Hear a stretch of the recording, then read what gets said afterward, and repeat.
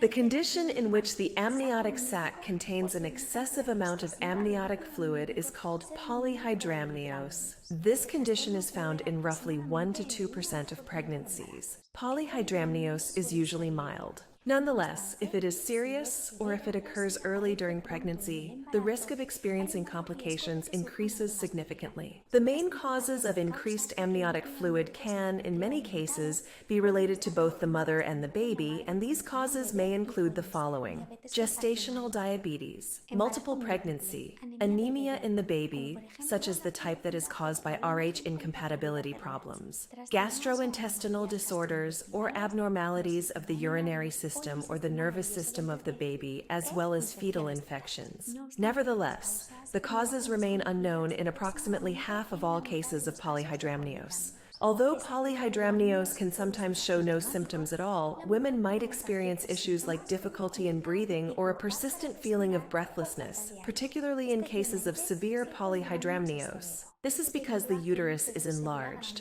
which puts pressure on the diaphragm and other organs of the mother. Additionally, the woman may also begin to experience painful uterine contractions and swelling in her legs. Although the specialist may suspect polyhydramnios in situations where the uterus appears to be larger than expected for the stage of pregnancy, the diagnosis is made by calculating the amniotic fluid index, which must be greater than or equal to 25. After the diagnosis of polyhydramnios is confirmed, the specialist will proceed to conduct a series of tests on the woman in order to investigate the causes of the condition, like tests to exclude conditions such as gestational diabetes or maternal isoimmunization.